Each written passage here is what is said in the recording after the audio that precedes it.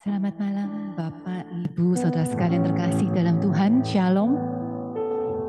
Selamat malam juga kepada Pak Joy Manik dan juga Lose Hadi. Saudara, kalau boleh saya mengingatkan untuk kita boleh mengecek ya handphone kita supaya dalam posisi silent. Terima kasih.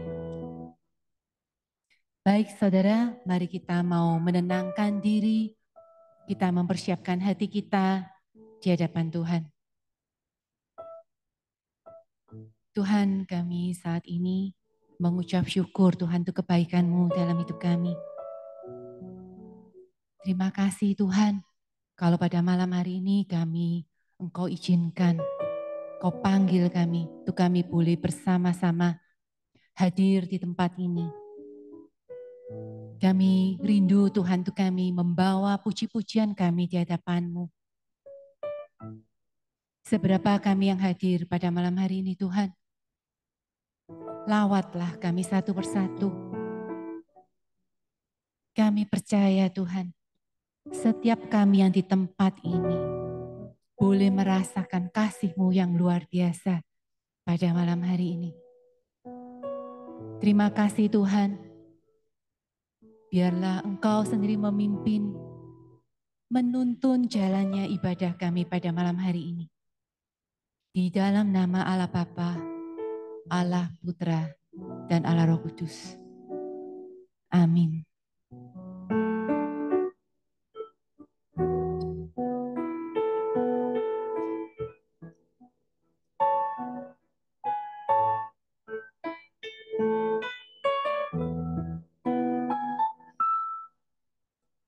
Kau ku sembah,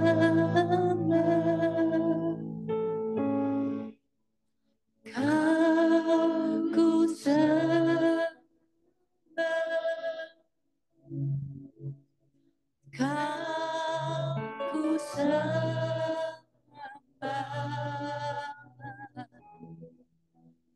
oh Tuhan,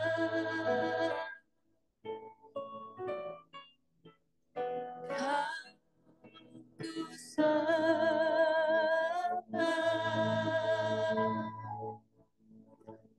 Kau ku sembah,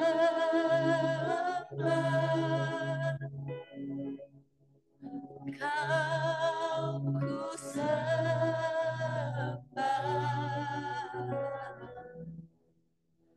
oh Tuhan.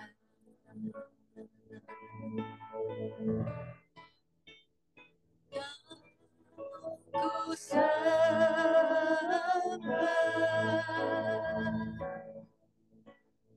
Kau ku sembah,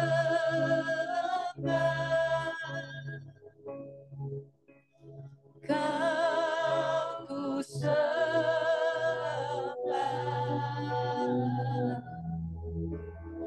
oh Tuhan.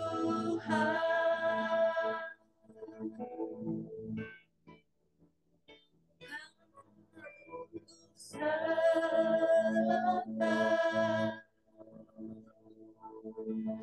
Kau ku sembah,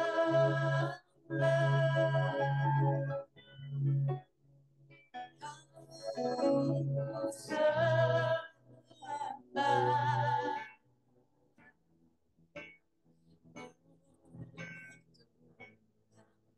kami mau menyembah-Mu Tuhan. Kau ku sembah,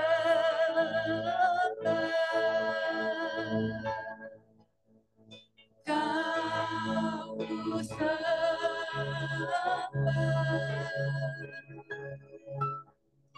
Kau ku sembah,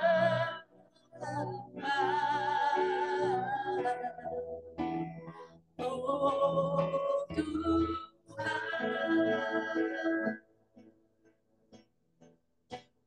Kau ku sembah,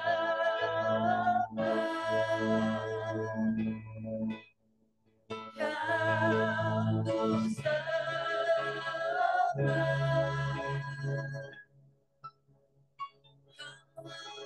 Kau ku sembah,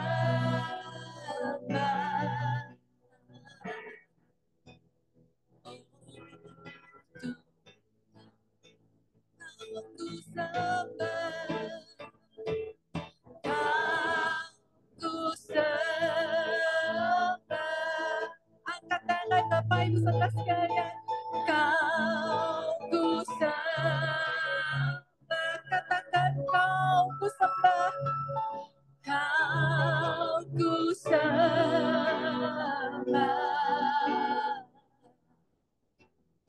oh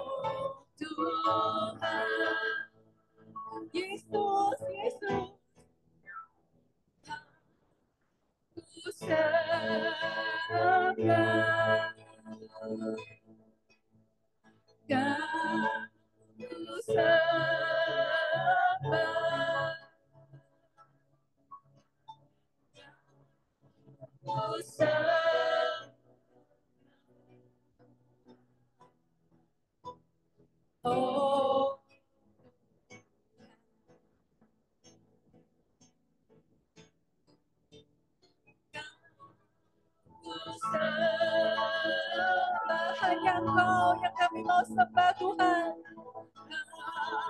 Ku sembah,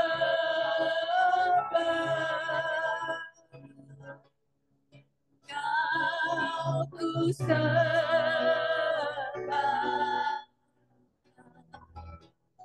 Oh Tuhan,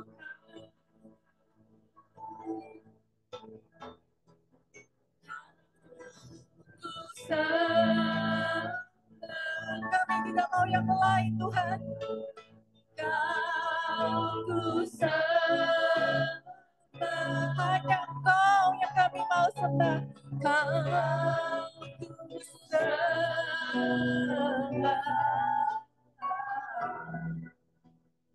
Oh Tuhan, jemaat sama-sama katakan Kau ku sembah.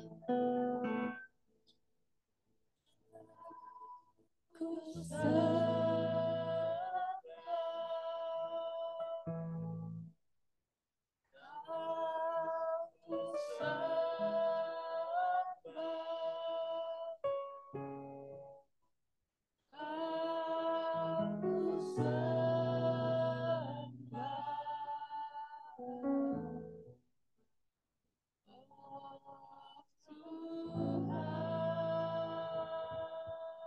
ambil waktu saat ini, datang kepada Tuhan.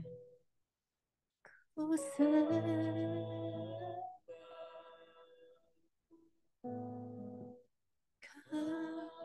katakan kepada Tuhan, ini aku Tuhan.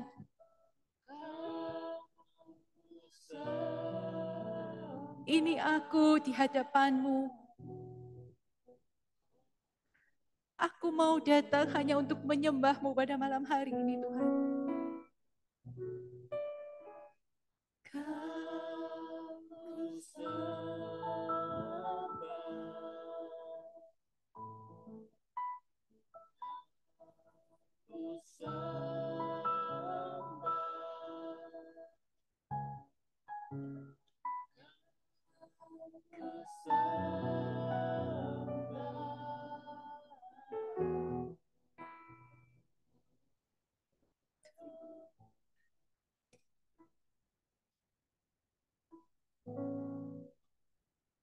Tak henti-hentinya hati kami mengucap syukur Tuhan. Karena tak habis-habisnya kasih-Mu dalam hidup kami. Kasih-Mu yang begitu besar bagi setiap kami. Terima kasih Tuhan, terima kasih. Engkau tidak hanya menciptakan setiap kami. Engkau bahkan menyelamatkan hidup kami. Dan Engkau memelihara setiap kami hingga sampai pada saat ini.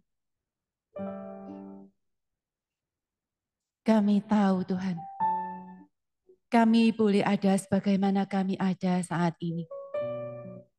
Itu hanyalah anugerah-Mu semata. Hanya karena kasih kemurahan-Mu yang begitu besar dalam hidup kami. Terima kasih Tuhan, terima kasih. Terima kasih kalau kami boleh duduk bersama-sama menghampiri tahta-Mu pada malam hari ini Tuhan. Satu kerinduan kami Tuhan. Kami mau terus mengejar hadir-Mu. Kami mau terus dekat padamu ya Tuhan. Kerinduan kami, Engkau selalu ada dalam hidup kami.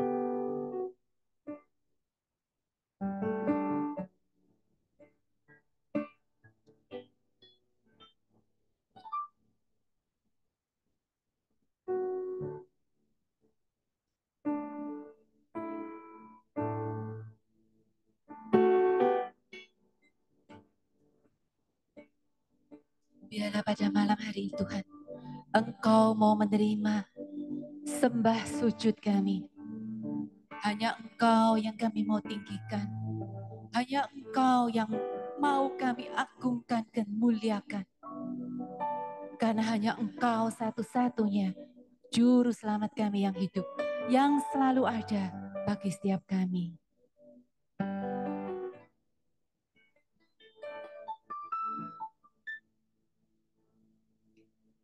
Dekat pada itu rinduku.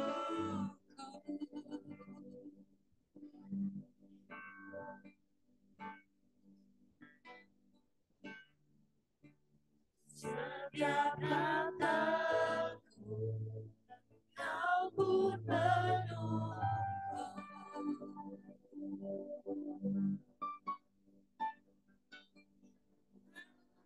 Ku sangka ku temukan satu kasih yang abadi. Diriku datang dan ku bawa hidupku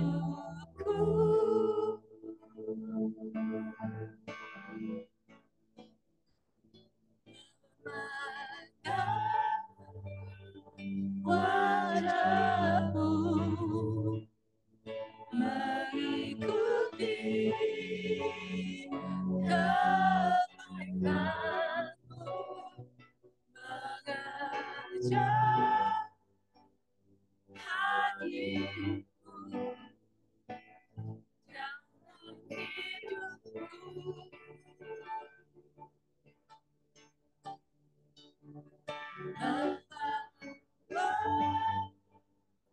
Sembahku menyatakan kebesaranmu, mengejar hadirmu dalam hidupku. Sungguh dekat padamu itu kerinduanku. Dekat padamu itu rinduku.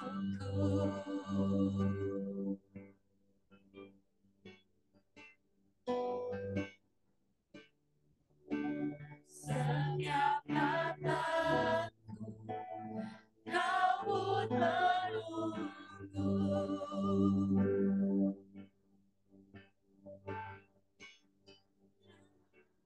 Sangka ku temukan satu kasih yang abadi.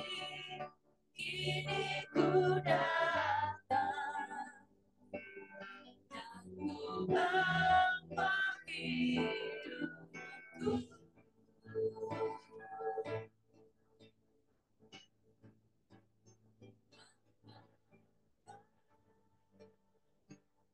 Wajahmu mengikuti kebaikanmu, mengejar hidupku yang hidup.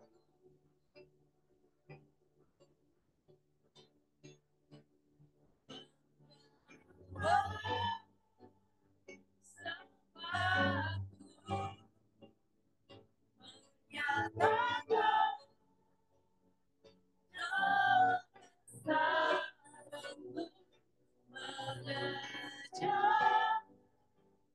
hadirmu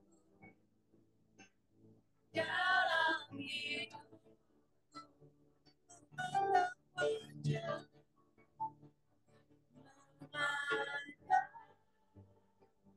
wajahmu, mengikuti kebaikanmu, mengejar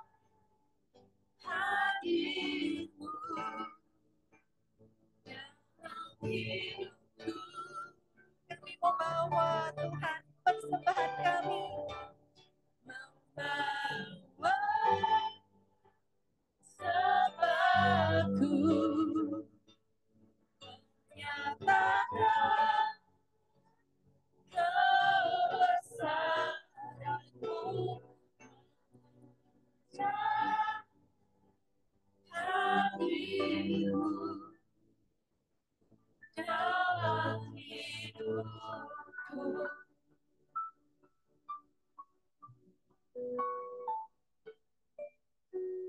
Saudara, setiap waktu Prapaskah dan menjelang Jumat Agung,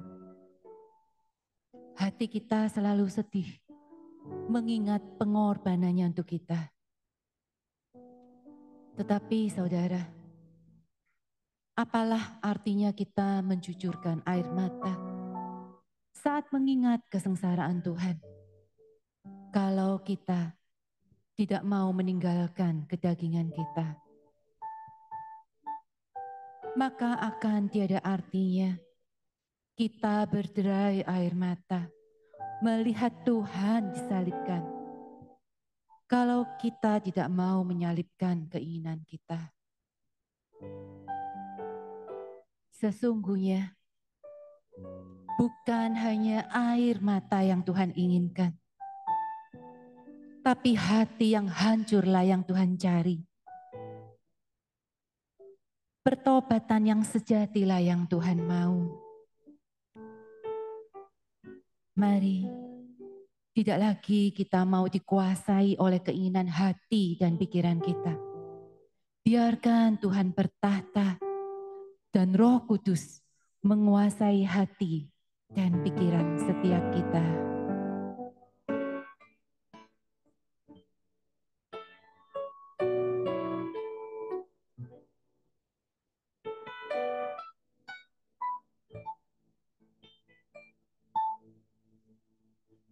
Yesus, apalah di hidup, bila Kau tak berikan nyawamu yang terbaik tersedia bagiku, ku bersyukur atas kasih karunia-Mu.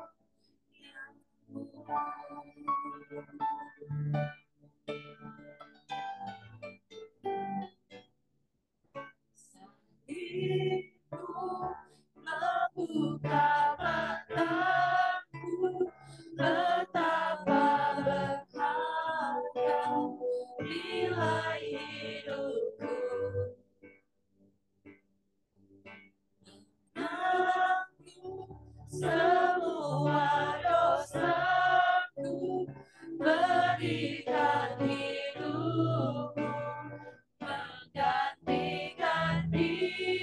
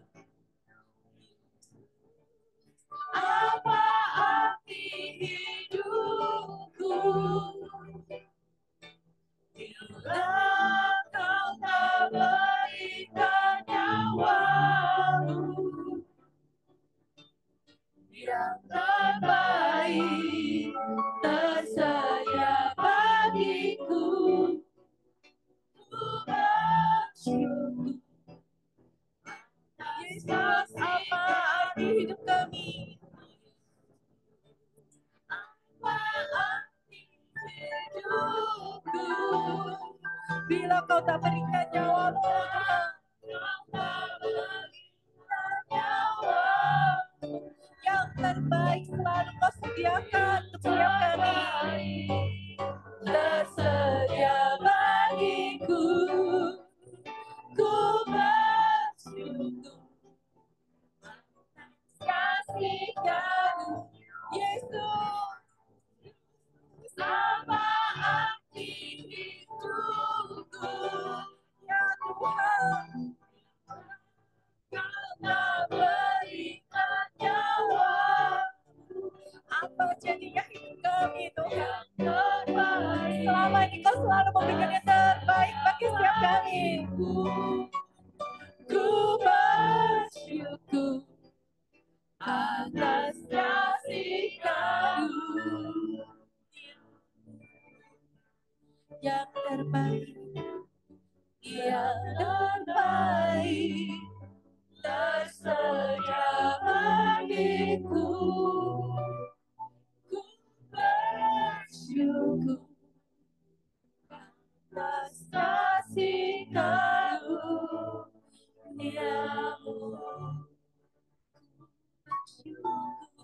Ku bersyukur atas kasih karunia.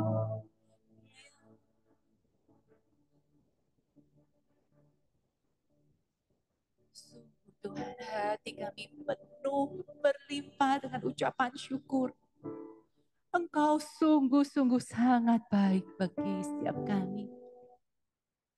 Sekalipun kami sering tidak setia, Engkau tetap ada untuk kami. Tak pernah sedetik pun Kau meninggalkan kami ya Tuhan.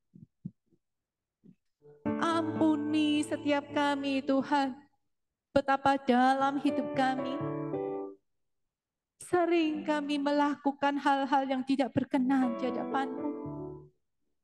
Ampuni Tuhan, kalau sering kami melangkah sendiri, kalau sering kami tidak bertanya kepada-Mu. Ampuni kami Tuhan kalau kami sering ragu, kami sering bimbang. Bukankah selama ini Engkau selalu memberikan yang terbaik untuk setiap kami? Sedangkan nyawa-Mu sendiri Tuhan, Engkau tidak menyayangkannya. Engkau serahkan Tuhan, mati bagi setiap kami. Terima kasih Tuhan, terima kasih. Ampuni setiap kami yang masih sering di dalam kesesakan kami. Kami sering bertanya, mengapa aku Tuhan? Mengapa aku? Mengapa aku harus mengalami semua ini? Mengapa semua ini terjadi dalam hidupku Tuhan?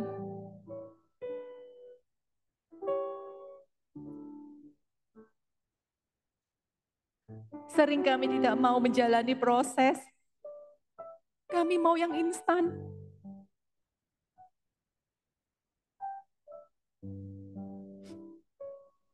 Ampuni kami Tuhan.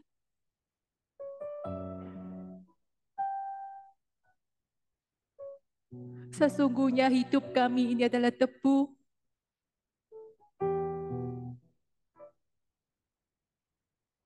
Tapi kami sering hilang fokus. Kami sering lupa bahwa Engkau ada untuk kami. Engkau di sana untuk kami.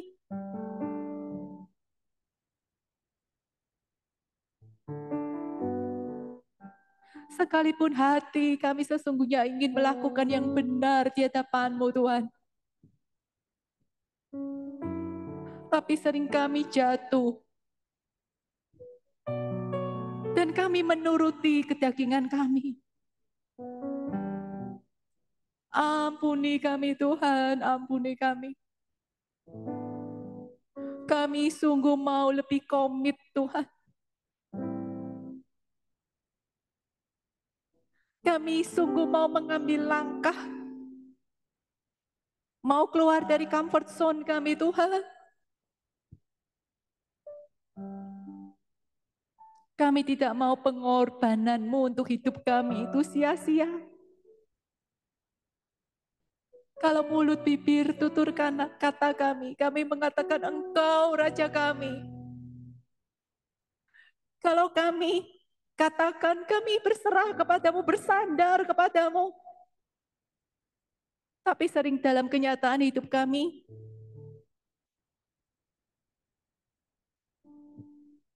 melakukan apa yang menjadi kehendak kami. Roh Kudus tolong kami. Roh Kudus bekerja dalam hati dan pikiran kami. Selalu tutup bungkus kami Tuhan. Roh Kudus selalu mengingatkan kami bahwa kami adalah anak-anak-Mu yang telah Engkau tebus.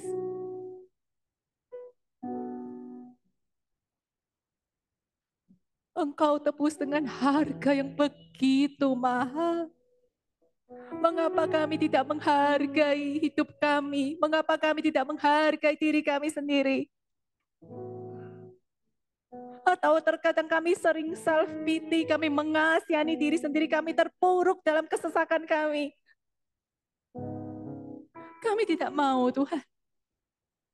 Kami tahu Kau punya tujuan dalam hidup kami. Kami ingin rancangan-Mu itu yang terjadi dalam hidup kami.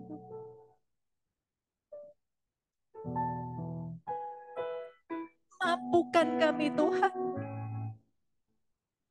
Beri kami kekuatan untuk terus berjalan di jalan-Mu. Kami tidak mau yang lain Tuhan. Kami tidak mau ke kiri, kami tidak mau ke kanan.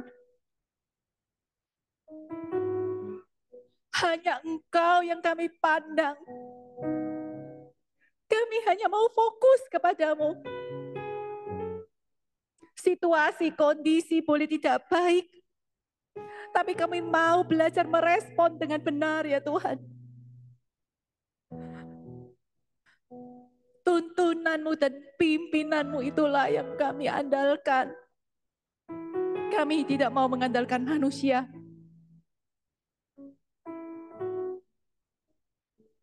Hanya Engkau yang akan kami pegang seumur hidup kami Tuhan. Untuk selamanya. Hanya Engkau Tuhan. Hanya Engkau satu-satunya. Tuhan jangan lepaskan pegangan kami Tuhan.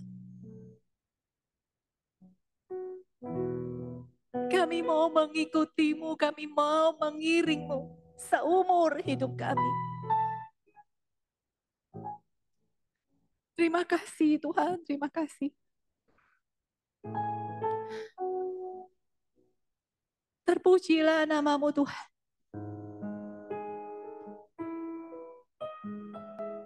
Terpujilah Engkau di tempat yang maha tinggi.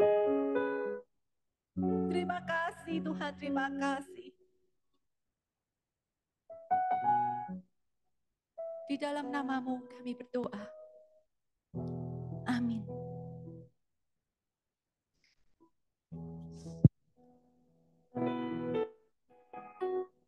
Saudara, kalau kita membayar sesuatu dengan lunas, bukankah itu sudah menjadi milik kita? Kepunyaan kita. Demikian juga dengan Tuhan yang sudah membayar lunas hidup kita. Bukankah kita ini adalah miliknya? Kepunyaannya. Marilah tidak memakai hidup kita dengan semau kita lagi. Karena hidup kita bukanlah milik kita. Sebab sesungguhnya lah kita tidak berhak atas hidup kita. Sebab Dialah yang berdaulat atas setiap kita.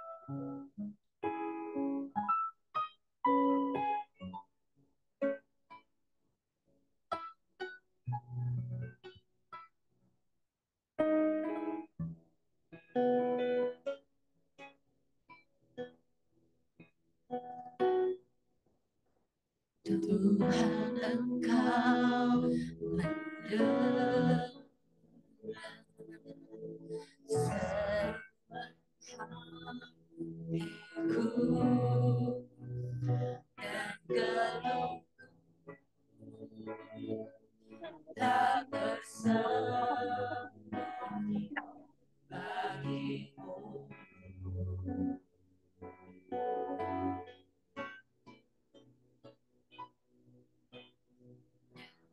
kesesakan,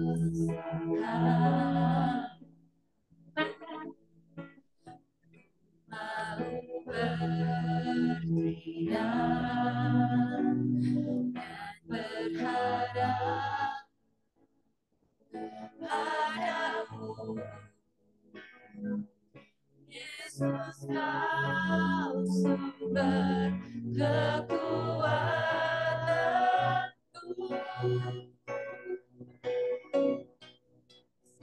Aku milikmu, aku di dalam hatimu, kasih setiamu yang menghidupkan aku.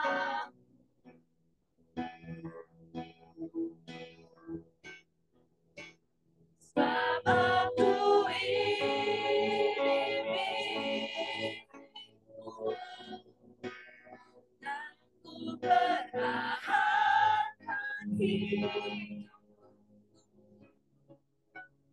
biar kehendakmu kerjakanlah dalamku.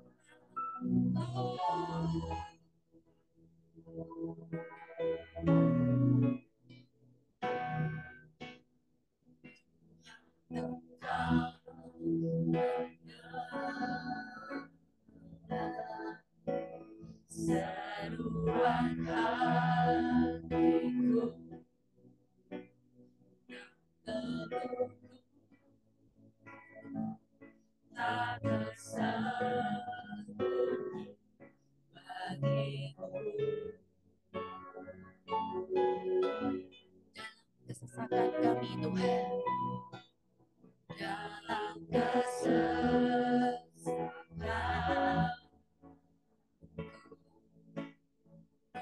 mau berdiam dan berharap padamu, Yesus, kau sumber kekuatan.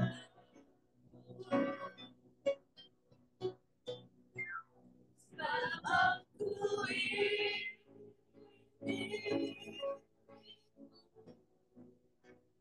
aku di dalam hatimu, kasih setiamu yang menghidupkan aku.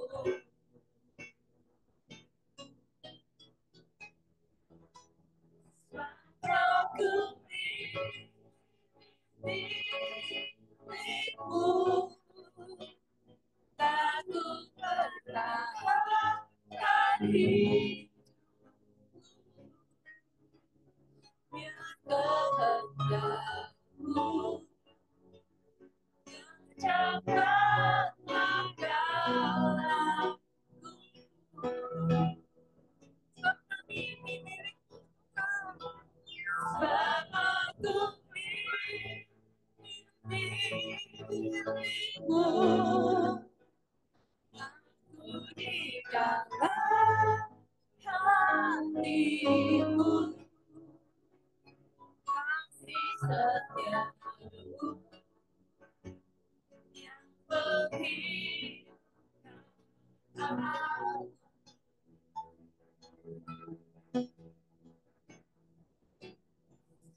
Aku milikmu, dan ku pertahankan hidupku, biar kehendakmu kerjakanlah dalamku, biar kehendakmu,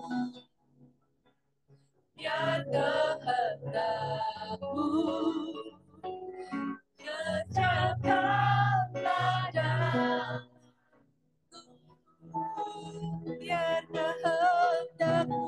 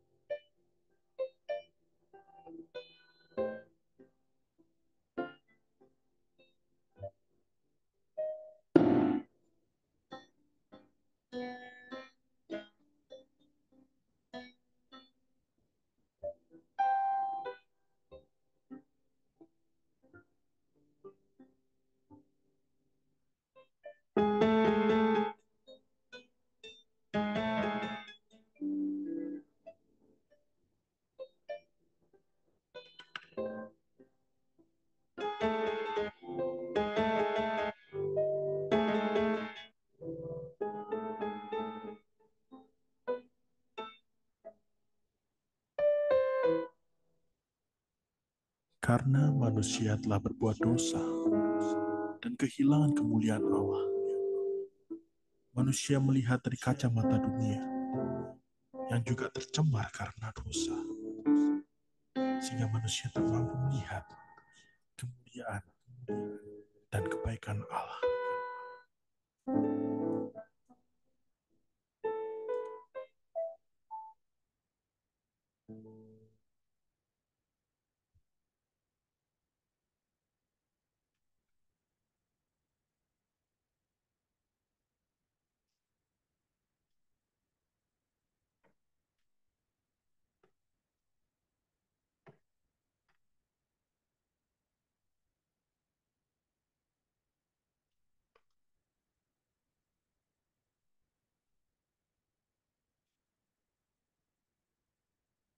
Cek, cek. Oke, selamat malam Bapak Ibu sekalian. Mari kita berdoa sebelum kita merenungkan firman Tuhan. Di malam ini kami datang kepadamu Tuhan. Kami ingin mengenang akan perjalanan jalan penderitaan Via Dolorosa sehingga kami malam hari ini ingin merenungkan betapa panjang, tinggi, lebar, dalamnya kasih-Mu ya Tuhan di dalam hidup kami. Kristus Tuhan kami yang rela meninggalkan surga yang mulia, datang ke dalam dunia yang penuh dengan dosa ini untuk merengkuh hidup kami. Yang sebenarnya tidak ada satu hal pun yang baik di dalam hidup kami. Kami manusia egois, kami seringkali mementingkan kepentingan diri kami sendiri, kami seringkali memperlakukan orang lain seperti apa yang kami mau. Kami melukai mereka yang dekat dengan kami, bahkan kami melayani pun dengan motivasi yang seringkali menyimpang daripada Engkau. Kami terluka, kami tersinggung atas perkataan orang lain. Bahkan kami seringkali melihat diri kami seperti apa yang kami ingin lihat Tuhan. Dan malam hari ini kami merindukan Tuhan. Kiranya kasih-Mu yang ajaib dari salib itu Tuhan menyentuh hati kami, membalut hati kami. Sedemikian supaya di dalam kehidupan kami mengikut Tuhan, ini bukan cuma sekedar setiap tahun kami ikut Paskah, Jumat Agung, tapi kami ingin satu langkah lebih dekat kepada kasih dan kebaikan Tuhan, semakin mengenal Tuhan, mengasihi Tuhan yang sudah lebih dahulu mengasihi kami. Karena kami yakin Kristus Tuhan kami mati menebus dosa bukan cuma sekedar kasih kami kepastian hidup yang kekal ketika kami meninggalkan dunia ini, tapi juga Engkau menyatakan kasih-Mu melalui firman-Mu ya Tuhan, yang menolong kami untuk ngerti sebenarnya bagaimana seharusnya kami hidup di tengah-tengah dunia yang sudah jahat, sudah bengkok ini Tuhan. Dan kami merindukan Tuhan apa yang kami mengerti di dalam firman Tuhan. Kami juga boleh dimampukan untuk melakukannya. Ya Allah Roh Kudus, Engkau hadir di sini walaupun kami tidak bisa melihat-Mu dengan mata jasmani. Kiranya Engkau berkarya sebebas-bebasnya di dalam hati dan pikiran kami. Dan tolonglah kami sepulangnya dari tempat ini, kami mengambil satu keputusan yang kecil mungkin, tapi bersama dengan Tuhan yang besar, kami boleh melihat perkara yang ajaib dinyatakan di dalam dan melalui kehidupan kami. Ini doa kami Tuhan, hamba-Mu yang sangat terbatas, yang tidak lebih baik dari semua orang di dalam ruangan ini. Memohon anugerah Tuhan yang lebih dari cukup menopang dia, memampukan dia untuk menyampaikan apa yang menjadi isi hati Tuhan. Bukan hanya untuk jemaat yang mendengar, tapi juga untuk hamba-Mu yang menyampaikan. Ini doa kami Tuhan. Kami berdoa memohon hanya di dalam nama Yesus Tuhan kami, firman yang hidup, Gembala yang baik Tuhan dan Juru Selamat manusia, satu-satunya kami sudah berdoa dan memohon. Amin, amin. Oke, selamat malam Bapak Ibu sekalian. Selamat malam. Amin. Oke. Mari kita langsung saja melihat firman Tuhan. Hari ini dari Markus pasal yang ke-11. Saya akan bacakan buat kita. Semoga lampunya cukup terang kalau Anda membawa Alkitab dalam paper base ya. Oke, kalau misalnya pakai handphone juga boleh dan semoga baterainya masih aman ya. Dan Anda bawa eksternal baterai ya. Oh bisa nyala. Oh oke. Ya. Ini boleh saya bawa pulang nggak nanti? Bagus nih ya. Ya di rumah bisa. Oke, saya akan bacakan bagi kita semua dan Bapak Ibu bisa menyimaknya di Alkitab masing-masing. Demikianlah firman Tuhan ketika Yesus dan murid-muridnya, pasal 11 ayat 1 ya, saya ulang, ya, Markus 11 ayat 1 sampai ayat 11. Ketika Yesus dan murid-muridnya telah dekat Yerusalem, dekat Betfage dan Betania yang terletak di Bukit Zaitun, Yesus menyuruh dua orang muridnya dengan pesan, pergilah ke kampung yang di depanmu itu. Pada waktu kamu masuk di situ, kamu akan segera menemukan seekor keledai muda tertambat yang belum pernah ditunggangi orang. Lepaskan keledai itu dan bawalah kemari. Dan jika ada orang mengatakan kepadamu, mengapa kamu lakukan itu? Jawablah, Tuhan memerlukannya. Ia akan segera mengembalikannya ke sini. Mereka pun pergi dan menemukan seekor keledai muda tertambat di depan pintu di luar di pinggir jalan, lalu melepaskannya. Dan beberapa orang yang berada di situ berkata kepada mereka, apa maksudnya kamu melepaskan keledai itu? Lalu mereka menjawab seperti yang sudah dikatakan Yesus. Maka orang-orang itu membiarkan mereka. Lalu mereka membawa keledai itu kepada Yesus dan mengalasinya dengan pakaian mereka. Kemudian Yesus naik ke atasnya. Banyak orang yang menghamparkan pakaiannya di jalan, ada pula yang menyebarkan ranting-ranting hijau yang mereka ambil dari padang. Orang-orang yang berjalan di depan dan mereka yang mengikuti dari belakang berseru, Hosana, diberkatilah dia yang datang dalam nama Tuhan. Diberkatilah kerajaan yang datang, kerajaan Bapa kita Daud, Hosana di tempat yang maha tinggi. Ayat 11, sampai di Yerusalem ia masuk ke bait Allah, di sana ia meninjau semuanya, tetapi sebab hari sudah hampir malam ia keluar ke Betania bersama dengan ke-12 muridnya. Demikianlah firman Tuhan buat kita, berbahagialah kita yang tidak hanya membaca, merenungkan, tetapi yang menjadi pelaku firman di dalam hidup hari lepas hari. Nah saya teringat saudara sekalian, kita perlu kenalan loh ya, kenalannya. Nama saya Joy Manik ya. Mungkin ini first time di sini, ya nggak sih? Iya, saya Joy Manik. Kelihatan nggak sih wajah saya? Kelihatan ya. Saya sudah menikah, istri saya satu saja cukup ya. Lalu saya punya anak 3. Saya melayani di GKI Pragulan Bunder dan juga sebagai dosen di Universitas Kristen Petra. Saya juga aktif di media sosial, sudah sekalian. Seperti biasa ini template ya. Jadi kalau ada yang follow, linknya di bawah sini. Ya, bisa kelihatan. Yang follow hari ini dapat cashback dari Lose Hadi. Oke. Ada seorang yang pernah mengatakan gini ya, hidup yang tidak diuji tidak layak untuk dijalani. Ada yang tahu siapa yang ngomong ini? Ini filsuf sangat terkenal ya. Hidup yang tidak diuji itu tidak layak untuk dijalani. Filsuf ini bukan orang Kristen tentu saja.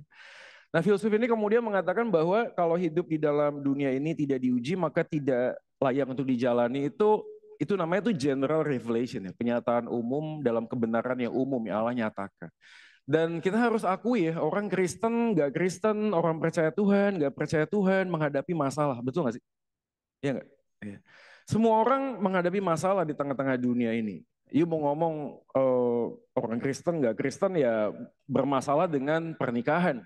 Perceraian itu gak kenal agama sudah. Ya, semua orang yang punya agama gak punya agama juga mengalami pergumulan di dalam kehidupan pernikahan. Masalah sakit penyakit juga sama ya. Sakit penyakit juga ada di dalam semua kehidupan umat manusia. Tidak terkecuali siapapun, bahkan pada waktu kita masuk dalam isu yang lebih kontemporer, mungkin yang lebih dalam, lebih isu misalnya LGBT, transgender, penyuka sesama jenis, dan seterusnya, itu pun kayaknya kita nggak kebal gitu ya, kita nggak kebal. Bahkan kalau kita ngomong tentang bisnis, tentang pekerjaan, siapa di sini yang tidak punya masalah itu ya? Jadi kalau kita semuanya hidup di dalam sebuah ujian, maka saya yakin bahwa sebenarnya ujian atau penderitaan atau kesulitan adalah satu bagian untuk membuat kita tuh mulai dari nol, ya, kayak SPBU itu ya, mulai dari nol ya Pak ya. Mulai untuk memikirkan ulang apa yang kita yakini sebagai sebuah kebenaran. Karena kalau misalnya kita bicara tentang semua masalah dan semua orang yang tidak kenal Tuhan punya masalah, maka apa bedanya kita? Apa bedanya kita sebagai orang yang mengikuti Yesus? Maka pertanyaan yang penting di dalam semua teologi adalah namanya itu epistemologi. Mengapa saya percaya apa yang saya percaya? Mengapa saya melakukan apa yang saya lakukan? Mengapa? Why? Why I do what I do? Kenapa saya ada di sini, saudara? Kenapa Anda duduk di sini? Kenapa kita hadir di sini? Pertanyaan itu perlu dijawab. Karena kalau Anda tidak dapat jawabannya, kita tidak akan pernah move on, saudara. Kita hanya hidup beragama Kristen. Dan kita kalau melihat di Alkitab, Yesus berkali-kali menegur orang Yahudi, menegur orang Farisi dengan sangat keras. Dia mengatakan bangsa ini memuliakan aku dengan mulutnya, tapi hatinya jauh dari aku. Yang mereka lakukan hanyalah perintah manusia. Jadi sebuah refleksi ya buat kita ya. Gereja itu sekarang di tengah-tengah pergumulan ya. Karena buat saya gini, iman itu adalah titik temu antara pengenalan dan pengalaman. Betul ya? Iman itu titik temu antara pengenalan pengalaman. Bulan lalu anak saya yang paling kecil nomor 3 usia 5 tahun Sabtu tuh jatuh sudah, kepalanya tuh kena lantai. Ya, terus dia tidur nggak apa-apa. Ya, pagi-paginya gereja saya khotbah 3 kali di Pregolan. Istri saya sama anak saya datang KW yang kedua, karena sekolah minggunya KW yang kedua. Lalu istri saya datang, lalu bilang, ini muka anaknya pucat loh. Lihat, pucat loh. Terus saya bilang, coba deh ini dulu istirahat, kasih makan atau apa gitu ya. Lalu saya naik mimbar, saya khotbah. Hati saya agak kurang tenang ya, ada apa ya. Saya lihat handphone saya. Nggak lama waktu saya mau khotbah, istri saya ada yang WA, dia bilang gini, saya dan anak udah di UGD. Saya lagi diobservasi karena anaknya muntah. Itu di atas mimbar sudah. Show must go on kan, betul nggak sih? Disitulah kemudian saya menyadari apa yang saya pikirkan. Iman titik temu antara pengenalan dan pengalaman. Saya duduk di sana, saya berdoa kepada Tuhan. Dan saya meyakinkan diri saya, hidup saya bahwa Yesus sudah mati di atas kayu salib. Injil mengubah orientasi cara berpikir saya. Dan saya mengatakan kepada diri saya, aku milikmu, nafas hidup milikmu, istriku milikmu, anakku milikmu. Semua ini milikmu Tuhan. Kalau engkau percayakan ini terjadi, izinkan ini terjadi, saya tahu Tuhan tidak akan tinggal diam. Nah, saya khotbah, fokus. Berapa hari yang lalu ada goyangan nih, gempa kan, betul. Di sini gempa nggak? Gempa juga kan ya, gempa yang rame ya. Saya waktu di rumah itu ya, istri saya kan pergi persiapan, saya lagi persiapan di rumah, istri saya ke gereja, ada persiapan paduan suara anak-anak. Goyang saudara, goyang. Saya pikir ini pusing kepala saya atau apa gitu ya. Karena biasanya di atas tanggal 20 saya emang pusing sih. Ya, di atas tanggal 20 saya emang agak-agak pusing ya. Imannya semakin kuat biasanya tanggal 20 ke atas ya. Tapi saya pikir ini vertigo, pusing atau apa. Ternyata gempa. Begitu saya keluar, waduh itu masyarakat udah di pinggir jalan semua. Ada gendong bayi, ada yang pegang engkongnya dan sebagainya. Anda di mana waktu itu? Di mana? Oh di gereja semua ya lagi berdoa ya, luar biasa ya. Jumat di sini tuh waduh luar biasa ya. Sudah malam ini bakal gempa lagi nggak? Ya? Saya nggak tahu ya, saya tanya ya. Waktu terjadi gempa kan sore ya. Malamnya bisa tidur nggak? Yang bisa tidur angkat tangan coba. Waduh, haleluya, luar biasa. Saya selesai deh khotbahnya. Pak Adi, terima kasih ya, kita doa penutup aja. Luar biasa. Saya lihat di medsos tuh ramai, orang-orang pada ngomong, saya punya bocil katanya saya pegang, saya ada yang bawa air, kalau goyang dikit saya mau keluar. Pak RT woro-woro di WA ngomong, gerbang jangan digembok gitu ya. Kalau ada apa-apa langsung keluar gitu ya. Udah sampai begitu sudah. Saya waktu tidur saya cuma pegang 2. Ya, tebak apa? Wah, kayak tebakan yuk, Alkitab. Wah, enggak. Ya, saya pegang 2 handphone sama senter. Gitu ya. Kalau begitu tiba-tiba ambruk gitu, terus buka mata, waduh, ini di mana nih? Kan kemungkinannya cuma 2 ya. Betul-betul gempa tapi masih di dunia, atau buka mata, ternyata udah di surga. Nah, kalau di surga sih nggak perlu senter. Tapi anyway, saudara sekalian, ini masalah. Saya nggak tahu Anda menghadapi masalah apa ya di kehidupan Anda ya.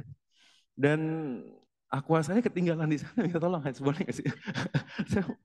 Aduh, maaf ya ini usia di atas 40, ininya agak ini ya.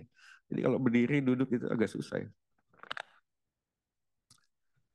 Saudara, masalah tuh kalau bagi orang Kristen buat saya gini, masalah adalah cara Allah untuk membuat kita kembali dari jalan yang salah.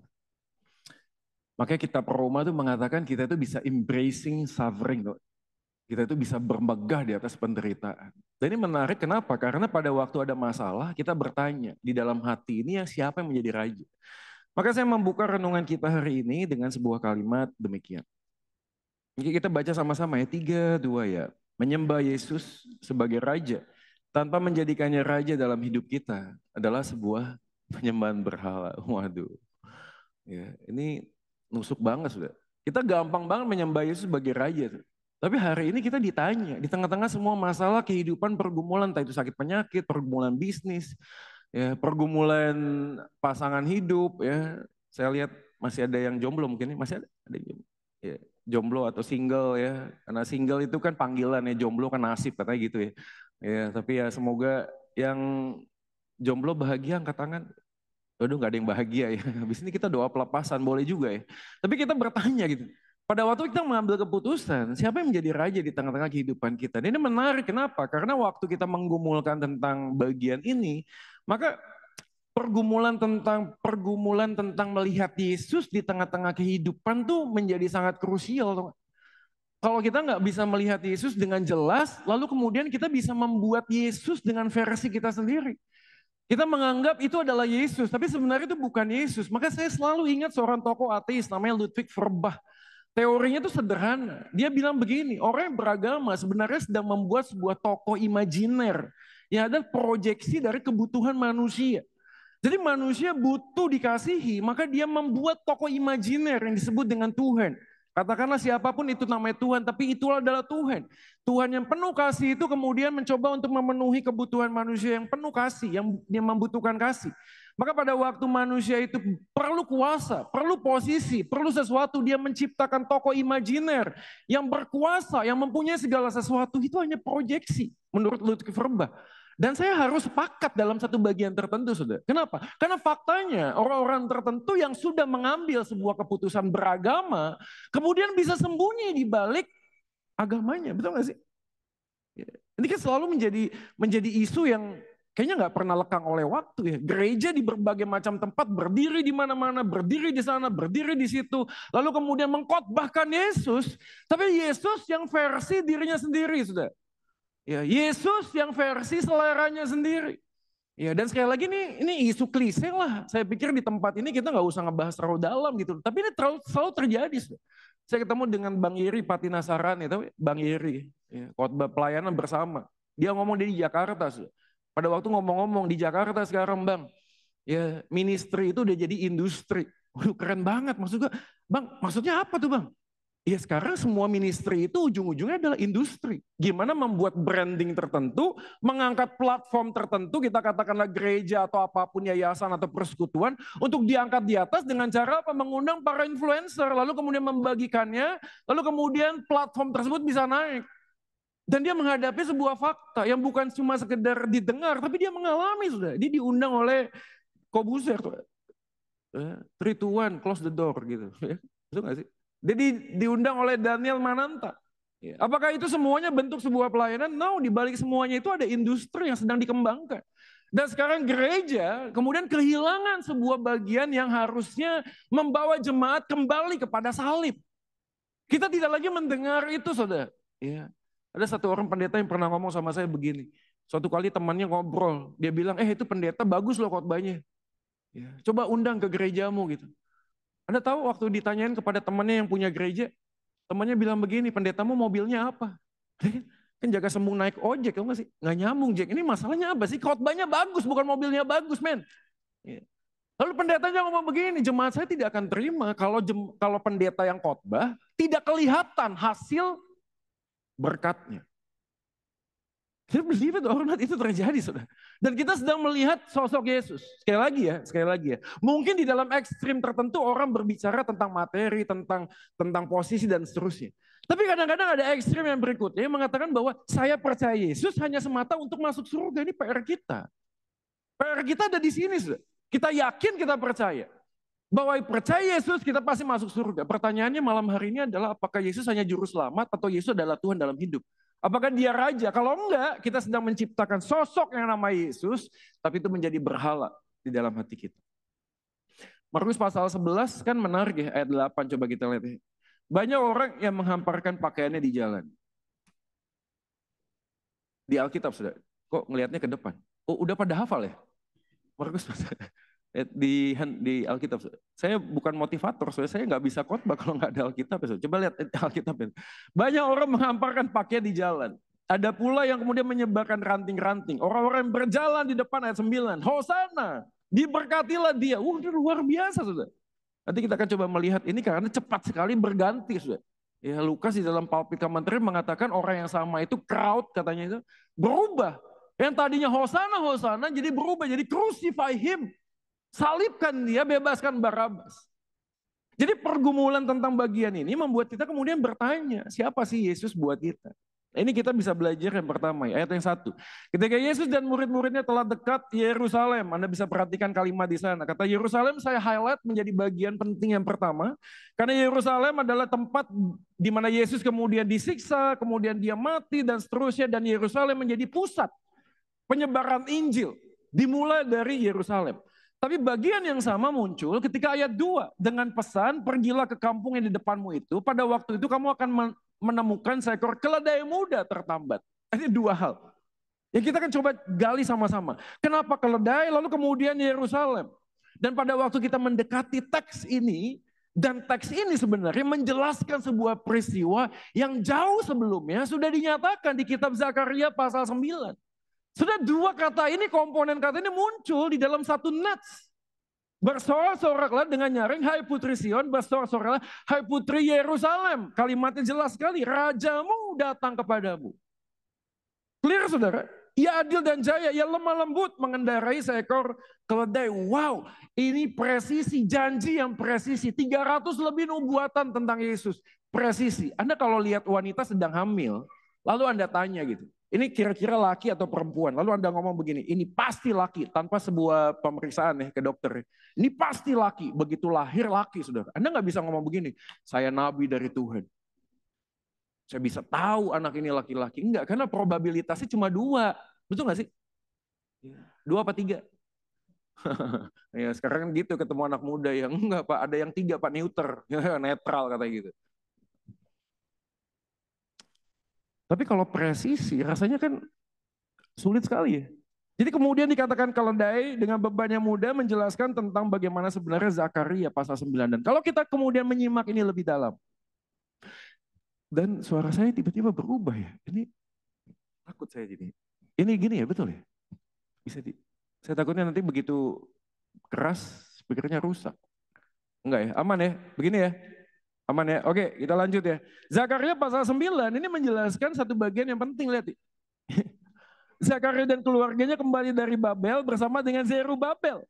Zerubabel adalah kelompok dari rombongan dari Ezra, Nehemia, Zerubabel untuk membangun Bait Allah 538 sebelum Masehi.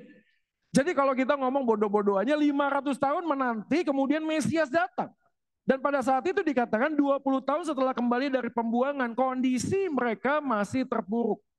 Perhatian, Bait Allah sudah selesai, namun kedatangan Mesias belum nampak. Pertanyaan sederhana buat kita.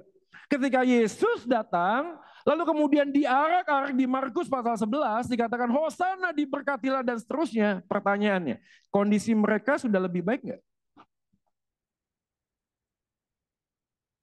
Sudah lebih baik? Ada perubahan? Enggak saudara, enggak ada perubahan saudara. Mereka masih jadi budak saudara, masih budak. Hidup bangsa Israel dari satu perbudakan ke perbudakan berikutnya. Dan kalau kita melihat dan mencermati bagian ini, pertanyaan ini perlu ditanyakan, betul nggak sih? Apakah setelah Mesias datang, kondisi mereka tidak lagi terpuruk? Maka Anda pasti bertanya-tanya, ya parameternya apa Om? Standarnya apa Om? Kalau standarnya beda, wah susah. Makanya waktu kita membaca bagian ini, kita bisa menemukan. Pada waktu mereka berteriak, Hosana, Hosana, itu kan artinya God save us. Tuhan, engkau adalah Raja yang akan datang. Mereka punya ekspektasi, punya harapan, betul? Saya tanya, ekspektasi mereka apa? Ekspektasi mereka apa? Gini loh Yesus, gue tuh udah bisnis ya bertahun-tahun loh. Kagak maju-maju. Gue udah nunggu nih, nunggu. Udah invest banyak nih. Iya betul gak sih? Harusnya begitu Yesus datang, saya terima Yesus sebagai Tuhan dan Juru Selamat. Something change dong. Come on, betul gak? Harusnya ada yang berubah dong. Berubah dong harusnya gitu loh. Loh, papa mama saya dulu bukan Kristen. Lalu dia percaya Yesus. Tapi begitu dia percaya Yesus, kok rasanya hidupnya begitu aja gitu loh.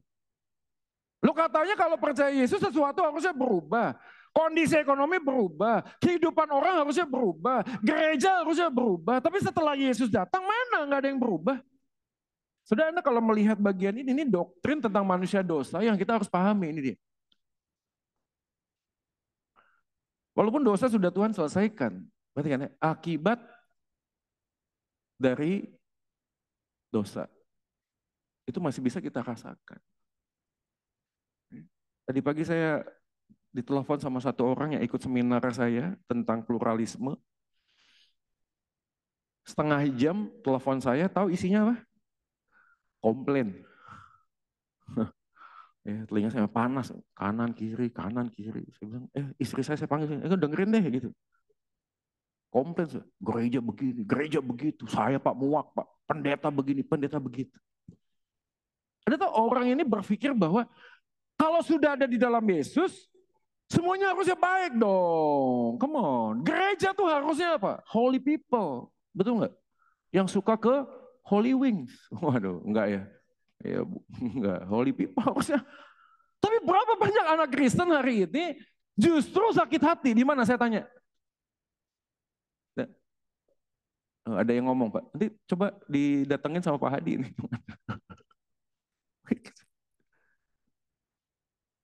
Kemudian expect something, betul nggak sih? Saya ini waktu muda pakai narkoba sudah. Karena narkoba jadi temannya banyak tuh, free sex lah, ini segala macam. Terus saya percaya Yesus, saya bertobat. Saya percaya Yesus bertobat, lalu saya menikah. Saya tanya, ketika saya menikah, apakah tiba-tiba semua pengalaman saya di masa lalu itu tiba-tiba blank gitu? Gitu, hilang semuanya. Terus tiba-tiba brand new. Jalannya nggak napak lah, bumi itu ada sayapnya begitu. Enggak sudah, saya bergumul 2 tahun pernikahan, kehidupan suami istri, seks kayak kita ngomong sudah dewasa semuanya. Berat buat saya, sudah. Berat, nggak gampang. Sudah. Anda kalau tanya saya, Pak, sampai dengan saat ini masih sugesti nggak? Ada tuh sugesti ya? Ada dorongan gitu ya, inget gitu. Saya bilang yes, of course. Kadang-kadang saya lihat aqua aja bisa merinding tuh. Aqua ini. Anda tahu kenapa? Karena bertahun-tahun saya kalau pakai putau belinya aqua. Aquanya dibalik, ada lonjong. Bubuknya di atas, diambil sedotan, masuk apa? Insulin, ya betul ya, suntikan, taruh di airnya, bisa goosebump sendiri sudah. Apakah tiba-tiba hilang? Enggak. Dampak dari dosa itu selalu ada. Makanya jangan aneh begitu kita percaya pada Yesus, kita mesti bergumul. Berapa banyak anak muda hari ini menyimpan kepahitan. Kepahitan dengan siapa? Dengan mantan. Sudah. Waduh, ini nggak enak nih kalau udah ngomong mantan nih. Ya, betul. Apalagi kalau mantannya satu gereja. Wow. Doanya selalu begitu, doa di atas kayu salib. Ampunilah dia karena dia tidak tahu apa yang dia lakukan padaku. Kayak gitu. Lalu kita berpikir gini, kita akan cari orang lain dan orang yang baru itu akan mengobati masa lalu saya dengan mantan. Omong kosong sudah. Gak bisa, kenapa? Karena it happens. Udah terjadi sudah, Anda gak bisa muter lagi gitu loh. Mengubah, gak bisa sudah. Lalu apa yang terjadi di masa lalu? Terluka saudara. Dan pada waktu Anda percaya Yesus, luka itu hilang? No. Masalah kenangan lama itu hilang? No. Maka saya yakin sekali ketika kita percaya Yesus, masa lalu itu bukan untuk dilupakan, tapi untuk dikuasai oleh firman Tuhan. Saya nggak bisa mengubah lagi masa lalu saya. Saya punya keluarga juga, papa mama saya juga begitu. Saya setiap kali konseling saya ngamuk di meja konselor. Saya bilang begini, yang salah itu bukan gua, yang salah dia no. Papa itu nggak pernah ada di rumah. Karena papa nggak pernah ada di rumah, saya kemudian nggak ada yang nguasai, nggak ada yang ngontrol, nggak ada yang teman curhat. Akhirnya saya cari teman yang lain. Kenapa setiap kali konseling saya yang dimarahin? Saya harus begini, saya harus begitu. Yang salah sono. Bertahun-tahun saudara. Dan dampaknya itu kemudian melihat orang lain jadi gitu. Saya cuma ingat bapak saya kalau ketemu saya ngomongnya cuma gini satu. Kita ini perantau. Kita akan terus berjuang karena kita tidak mungkin pulang kampung dengan tangan kosong. Ada tahu maksudnya? Kalimat itu terus diulang dalam diri saya dan otak saya. Pak, hidup tuh kompetisi sudah. Tidak boleh ada orang yang lebih baik dari saya. Pertanyaan, begitu percaya Yesus itu hilang? Enggak, saudara. Enggak. Makanya bagian ini menjadi gambaran buat kita sebenarnya untuk melihat inilah dosa. Pikiran, perasaan, kehendak, sistem dunia, tubuh, genetika, dan seterusnya. Bahkan relasi pun tercemar oleh karena dosa. Dan pada waktu kita ngomong tercemar oleh karena dosa, maka dampak dari dosa itu merangsak sedemikian. Paul Hibbert menggambarkannya dengan culture gini, worldview. Tadi kan bagus banget ya, sandiwara apa sih namanya, dialog, bukan dialog, apa namanya, ya itulah ya drama ya, bukan drakor tapi kan drama ya. Pakai kacamata sudah, ini worldview. Jadi waktu kita percaya pada Yesus, Paul Hibbert mengatakan ada di tengah tuh. Worldview itu adalah gambaran tentang apa yang kita percaya, belief system kita, value tentang nilai-nilai yang kita dapatkan, dan feel, perasaan. Maka ini kan masalahnya, saudara. Maka waktu kita hari ini ada di sini, pertanyaan yang paling sederhana gini, Anda agamanya Kristen atau Anda murid Yesus? Karena tidak semua orang Kristen murid Yesus. Enggak semua, saudara. Tapi murid Yesus disebut orang Kristen. Jadi kalau kita adalah murid Yesus, seharusnya kita terus bergumul dengan apa? Dengan sebuah komunitas yang saling melengkapi. Untuk apa? Mengasah, saudara. Progressive sanctification. Mencoba untuk memahami apa yang saya rasa. Saya beberapa kali itu melayani pernikahan, udah di ujung tanduk. Ada yang berhasil, ada yang enggak. Ada yang kemudian inkrah, putus, cerai. Cerai, berpisah, saudara. Dari semua kasus-kasus yang saya pernah Tuhan percayakan untuk saya layani, ada satu gambaran yang sama, benang merahnya. Ya, kalau sudah kena rasa, Anda tahu, ilfil, ya, apapun yang baik, sehebat apapun akan nampak jahat bagi dia. Saya spill sedikit ya, ada satu orang yang minta suaminya untuk bercerai, lalu dia ngirim surat dari pengacaranya. Ya, ditunjukin kepada saya ingin menceraikan si Anu gini-gini dengan alasan satu, tebak, nomor satu apa? Apa? Pindah agama gitu, penipu, gitu, korupsi, enggak. Nomor satu, bau badan. Nomor dua, tidak pernah pakai sendal yang saya beli. Nomor tiga, selalu naruh barang sembarangan. Jadi, kita kan gini, kok bisa ya? Kok bisa ya? Kok bisa ya? Karena kalau orang sudah kena rasa, ini Paul Hibbert bilang tuh, feelings. Semua belief system, value kita rusak, saudara. Dan semua ini muncul dari mana? Experience itu pengalaman, saudara. Makanya kalau kita tidak memahami ini, kita akan terus kecewa dan membuat sebuah sosok Yesus seperti selera saya. Kenapa? Karena saya butuh. Saya butuh Tuhan. Saya butuh untuk dibalut luka saya. Saya butuh disembuhkan. Of course Tuhan Yesus pasti akan menyembuhkan.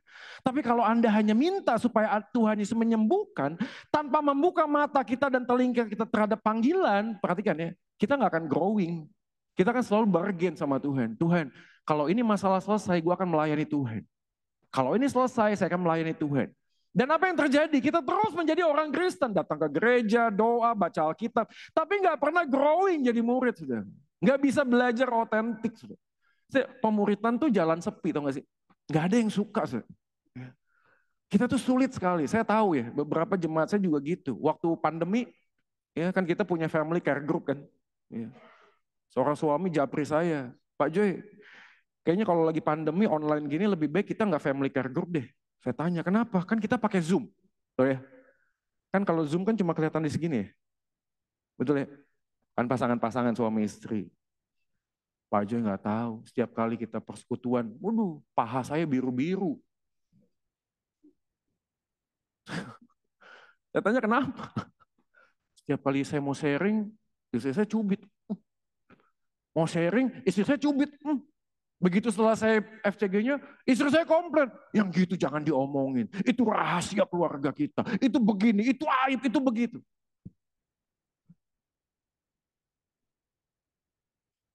Saudara, coba lihat kiri kanan Anda nih, coba lihat kiri kanan. Anda kalau lihat sebelah kiri kanan Anda, kira-kira Anda melihatnya seperti apa? Saudara perhatiin ya, gereja itu begitu, datang, pergi, pulang, datang, pulang. Kayak jelangkung tau gak sih? Datang tadi undang, pulang tadi antar. Kenapa begitu kita ibadah? Karena kita punya versi Yesus itu begitu. Seorang pemuda datang ke gereja, celana pendek, pakai sandal jepit, kaos, aduh kayaknya gak mandi, kucel. Saya tanya, bro kemana? Ibadah Kak Joy. Terus saya tanya, ibadah kok pakainya begini? Terus dia bisik-bisik, so suci, so keren. Dia bilang begini, Tuhan kan lihat hati. Oh gokil, keren ya. Saya bisikin balik, yang di hati lu kelihatan dari bagaimana kamu berpenampilan. Wah kaget ya, maksudnya gimana?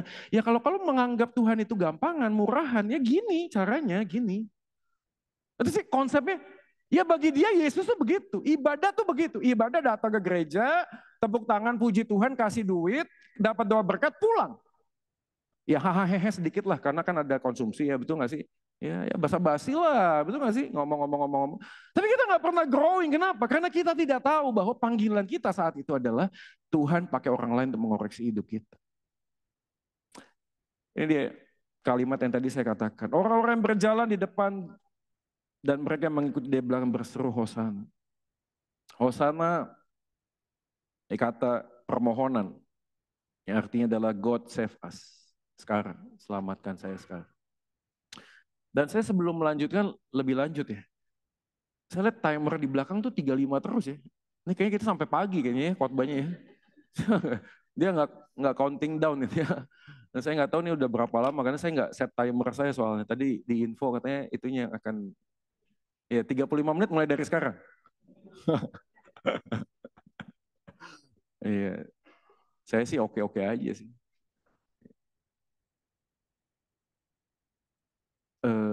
Boleh tahu berapa menit mungkin? Supaya saya bisa atur. 5 menit, nggak boleh 5 menit. Ini masih panjang, ini slide-nya masih 20 ini. Ya oke 5 menit lagi. Saudara ini ya, kita kembali ke sini ya. Ini Hosana ya. Saudara ekspektasinya apa sih? Nah ini saya tadi udah spill di depannya. The pulpit commentary menjelaskan, look however specifies that the disciple who offer praise, yang ngomong Hosana, Hosana, within a few days the crowd will shout, crucify. Udah luar biasa. Hanya a few days sudah. Jadi pada waktu mereka itu menyambut Yesus sebagai raja, pada saat yang sama dia punya ekspektasi, ini raja yang gua mau. Kayak gini loh harusnya modelnya gitu loh. Tapi sampai akhirnya kok nggak seperti apa yang diharapkan. Tapi nggak complaining sudah, komplain. Dan ini membuat kita kemudian malam ini perlu merefleksi dan mengkalibrasi hati. Sudah waktu kita menghadiri Jumat Agung, Paskah, ini kan Prapaskah ya. Coba kita lihat begini loh, agenda saya sama agenda Tuhan itu sebenarnya mana yang lebih penting? Atau saya bawa sesuatu yang saya anggap adalah dari Tuhan, sebenarnya adalah kerajaanku sendiri, dan saya bawa minta sama Tuhan supaya Tuhan meng-approve. Atau mungkin Anda hari ini datang dengan kekecewaan jadi orang Kristen podoai lah. Sama saja, saya sudah percaya Yesus bertahun-tahun. Tapi saya begini terus, saya menyimpan kebencian, saya nggak bisa melepas pengampunan. Beberapa anak muda hari ini kesulitan to move on. Kenapa? Karena itu tadi, karena orang yang paling dekat yang berpotensi paling besar melukai. Siapa dia? Orang tua. Ya. Beberapa anak muda hari ini memilih untuk kuliah di luar negeri. Apakah karena kampusnya bagus? No. Karena dia pikir sejauh mungkin saya akan pergi dari rumah. Karena capek saya di rumah. Saya merasa orang tua saya sudah Kristen, tapi mereka semua hipokrit, munafik sudah. Hanya memakai topeng. Sudah kalau kita nggak ngambil sebuah keputusan Tuhan, kalau Tuhan inginkan aku untuk melakukan sesuatu, kita nggak akan kemana-mana. Dan saya senang sekali dengan sebuah kalimat, you cannot understand the will of God unless you stand under the will of God. You cannot understand the will of God. Kamu gak akan pernah ngerti apa itu firman Tuhan dan kehendak Tuhan sebelum engkau menempatkan dirimu di bawah firman. Artinya apa sih? Kita hanya bisa ngerti firman kalau kita melakukannya. Yesus berkata, orang yang bijak membangun rumahnya di atas batu. Dan orang bijak adalah orang yang mendengar dan melakukan, saudara. Mendengar dan melakukan. Matius mencatat pasal 28. Ketika Yesus naik ke surga, dia memberikan perintah. Jadikanlah semua bangsa muridku dan ajarlah mereka untuk melakukan, saudara. Melakukan. Maka iman itu titik temu antara pengenalan dan pengalaman. Saudara, saya sangat berdoa ya. Melalui Paskah di tahun ini, kita ngambil satu langkah. Tahu sih, ada angle scale tuh bagus ya. Jadi orang tuh kalau beriman semakin lama tuh harusnya growing gitu. Ada orang yang stuck. Pelayanan aktif. Tapi burn out, mulai jenuh, mulai capek. Ada simptom, gejala-gejala yang muncul. Saya tetap melihatnya gini sih, spiritualitas itu kan penuh ya, lengkap ya. Itu juga bukan cuma sekedar apa yang kita yakini terhadap firman, bukan. Ada mental health, ada luka batin, yang semuanya itu hanya bisa diselesaikan kalau kita kembali kepada firman. Dan jawabannya adalah do, lakukan. Maka saya men-challenge teman-teman sekalian hari ini, Bapak Ibu sekalian hari ini. Kalau Tuhan mengoreksi hati kita, apa yang Tuhan mau? Datang sama orang tua mungkin. Dan Anda jangan punya ekspektasi kalau Anda minta maaf dan selesai rekonsiliasi nggak akan terjadi lagi. Enggak, tetap akan terjadi lagi, sudah. Di dalam bagian inilah sebenarnya Lukas juga mencatat ada hal yang penting. Kenapa? Itu tadi, mujizat. Kenapa mereka kemudian mengatakan crucify him? Karena pada waktu mereka melihat Yesus sebagai raja, mereka melihat mujizat yang Tuhan Yesus sudah lakukan. Dan sekali lagi ini klise buat kita. Jadi apa yang kita bisa bawa pulang sebenarnya tentang diri? Ini dia poin pentingnya. Injil itu merubah orientasi hidup kita, berfokus pada Yesus. Perhatikan ya, tidak berusaha untuk tidak berdosa. Saya ketemu banyak anak pemuda tuh berharapnya gitu. Yesus tuh kayak dukun, tau gak sih? Yesus tuh kayak psikiater rohani gitu. Saya datang pada Yesus KKR berharap apa kecanduan saya lepas. Bisa nggak? Bisa. Tapi it's a long journey, man.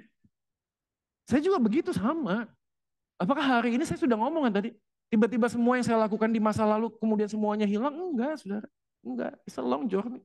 Jadi menjadi semakin serupa dengan Kristus adalah menyerahkan semua masa lalu kita, kepahitan kita, tidak lagi menguasai hidup kita. Perhatian, tidak melupakan, tapi membiarkan firman menguasai. Sehingga setiap keputusan yang kita ambil bukan karena masa lalu kita. Bukan karena kepahitan kita. Bukan. Jadi kalimat pentingnya, tidak berusaha untuk tidak berdosa.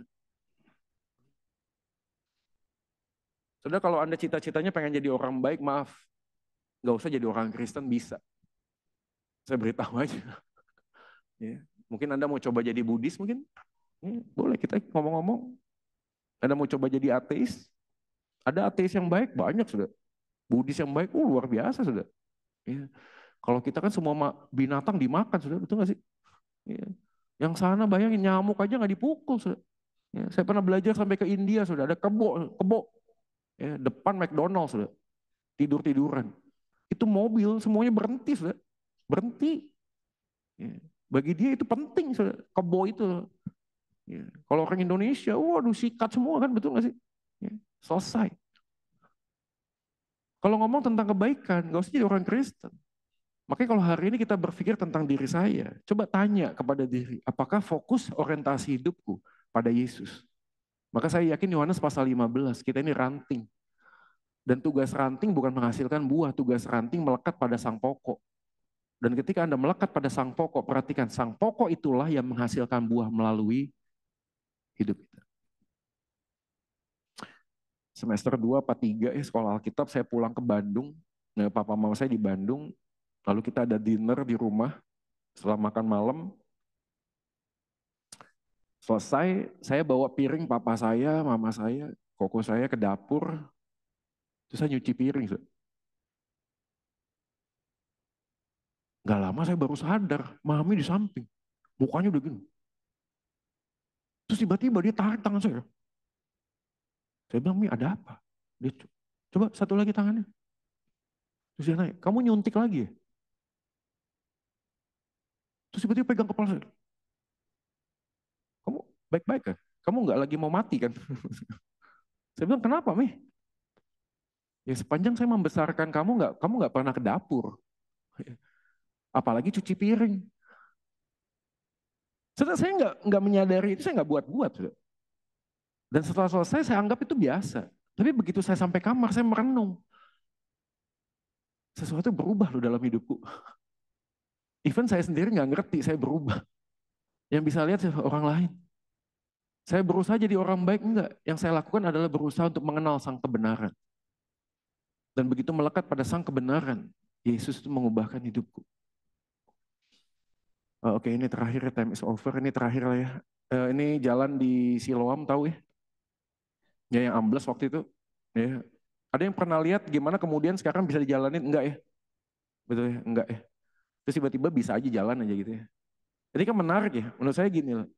Anda tidak bisa melihat seseorang bekerja bukan berarti tidak ada yang dikerjakan, betul? Sometimes, kadang, kita tuh nggak bisa melihat Tuhan itu sedang bekerja. Nggak bisa lihat. Tapi bukan berarti karena kita tidak melihat Tuhan bekerja, bukan berarti dia tidak bekerja. Kita seringkali sulit melihat Tuhan bekerja. Kenapa? Karena telinga dan mata kita terlalu banyak mendengarkan apa kata orang. Ini gereja Notre Dame, zaman pertengahan kalau katedral dibangun, gede-gede, ya, dan layoutnya tuh salib. Ya, gede tuh salib. Ini kan menarik ya. Kenapa menarik? Karena kan dulu nggak ada pesawat, apa kan nggak ada ya. Ada juga balon gas, itu kan jarang ya. Apalagi drone kan nggak ada dulu ya. Terus orang-orang modern tanya, kalau misalnya memang nggak ada yang bisa lihat, ngapain juga dibuat layoutnya tuh salib? Jawabannya tuh keren banget. Karena bagi mereka adalah ketika itu dibuat salib, yang lihat adalah Tuhan dari surga.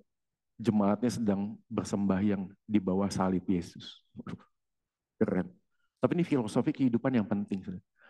Bukan suara Tuhan yang kurang keras menyampaikan suaranya buat kita. Tapi kadang-kadang hati kita terlalu keras. Sehingga kita nggak bisa mendengar Tuhan bekerja kepada kita.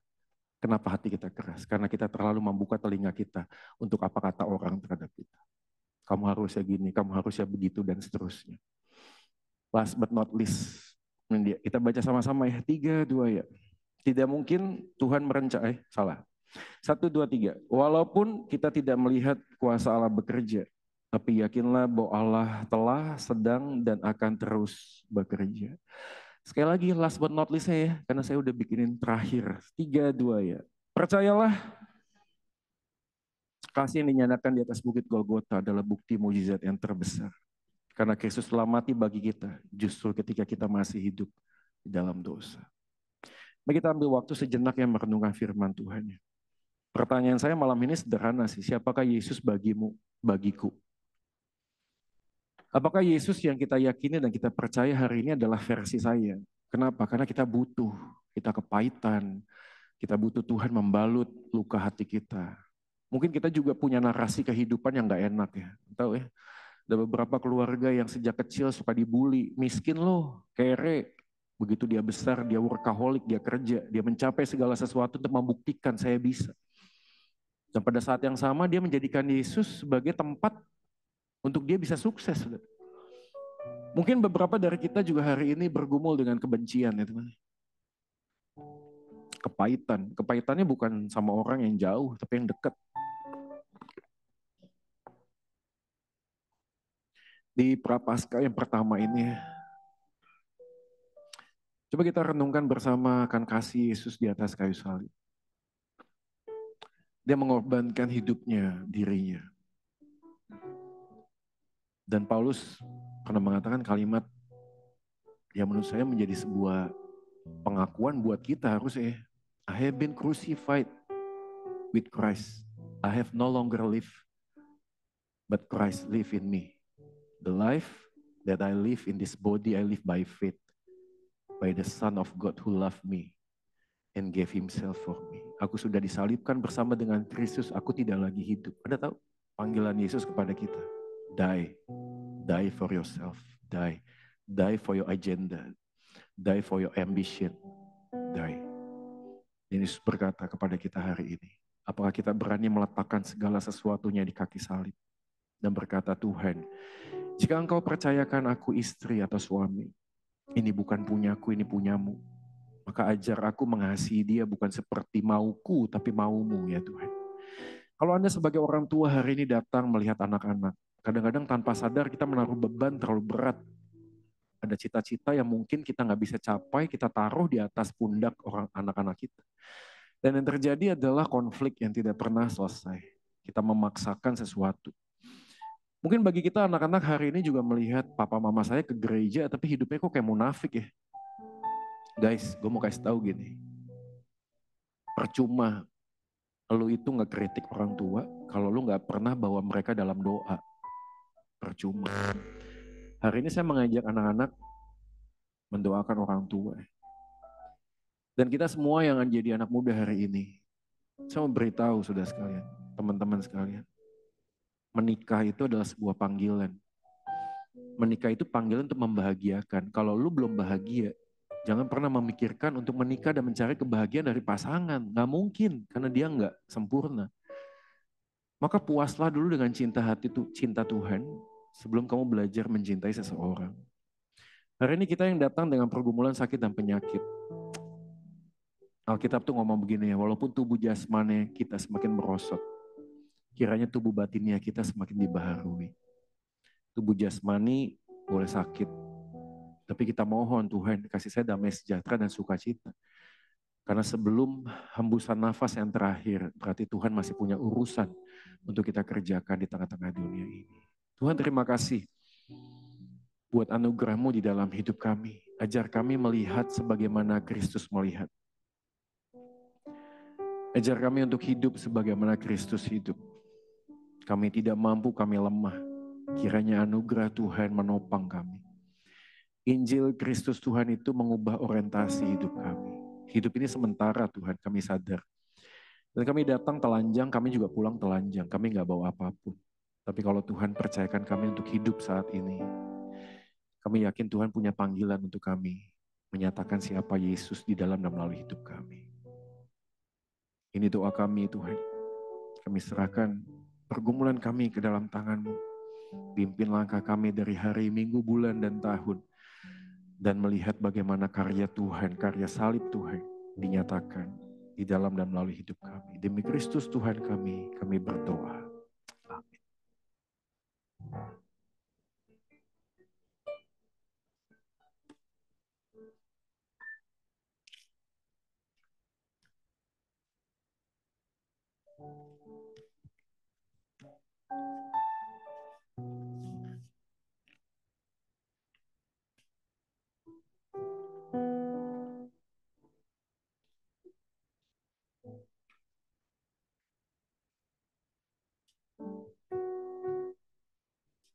Mewakili segenap jemaat di tempat ini mengucapkan banyak terima kasih kepada Evangelis Joy Manik yang sudah sharing firman Tuhan, yang sudah sekali lagi mengingatkan, menguatkan setiap kita. Saudara tetap percaya bahwa Tuhan lebih tahu apa yang terbaik bagi setiap kita. Hanya Tuhan yang sanggup memulihkan hidup kita, karena hanya Dia penolong yang setia.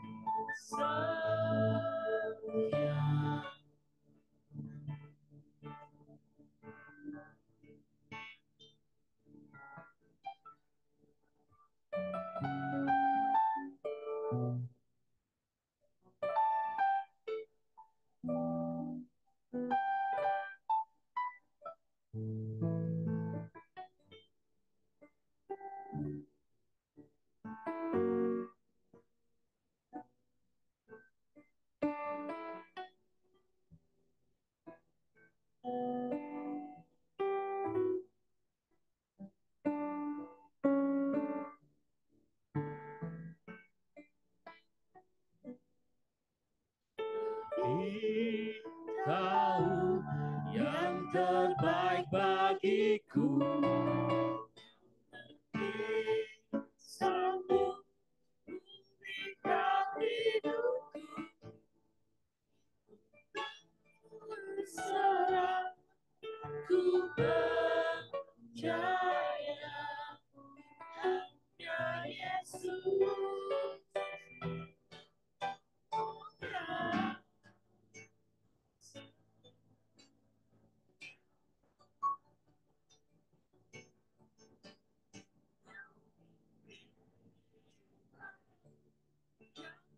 Baik bagiku,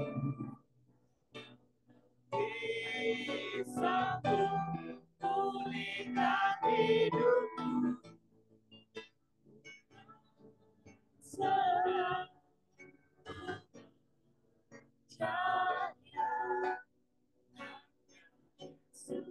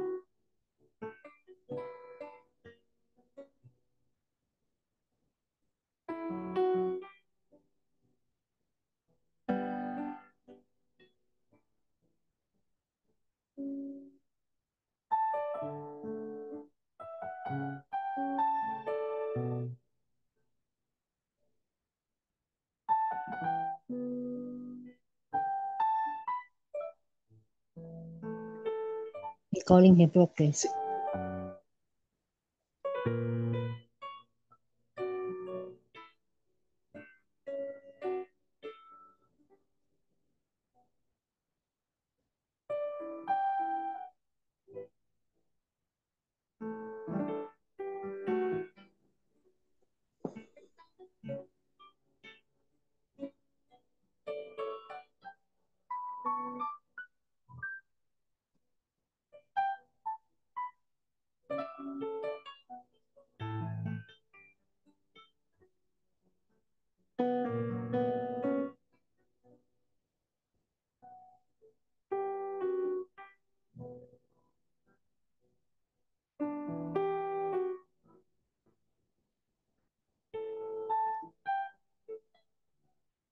Yang terbaik bagiku, kau lebih sanggup pulihkan hidupku. Serah ku percaya, Yesus.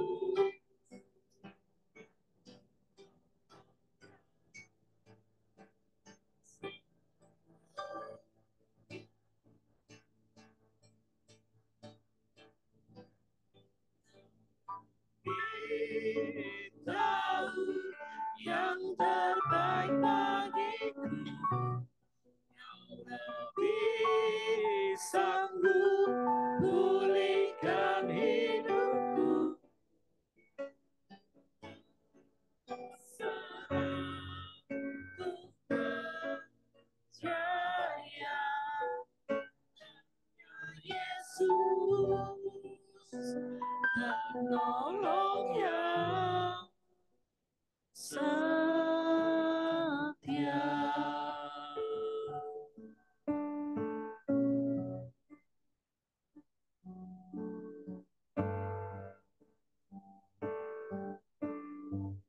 Terima kasih Tuhan untuk kebaikan-Mu yang Kau nyatakan bagi setiap kami pada malam hari ini. Terima kasih untuk kelawatan-Mu. Terima kasih untuk hamba-Mu yang telah Kau kirim untuk setiap kami. Terima kasih Tuhan, terima kasih. Kalau sebentar kami akan kembali ke tempat kami masing-masing, ke rumah kami kembali kepada keluarga kami. Biarlah apapun yang kami lakukan dalam setiap aktivitas kami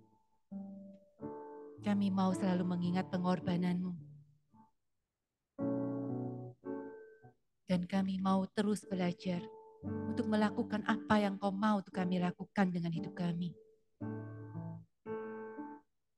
Terima kasih Tuhan, terima kasih. Inilah seru doa kami. Di dalam nama-Mu kami naikkan doa kami.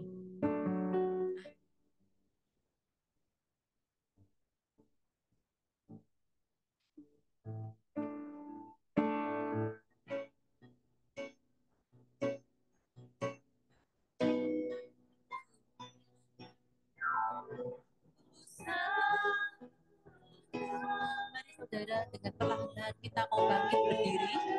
Dengan pelan-pelan kita mau bangkit berdiri.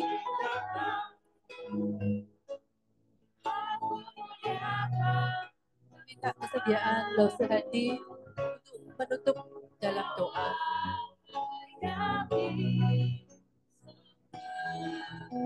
Nyanyi Hosana.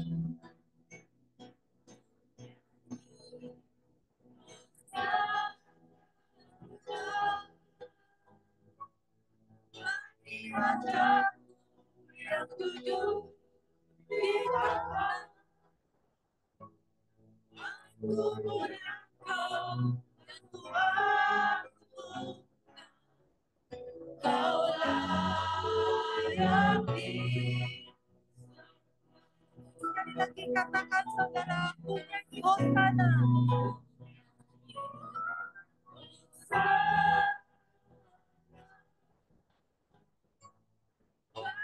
Rajaku yang duduk di atas, aku Kami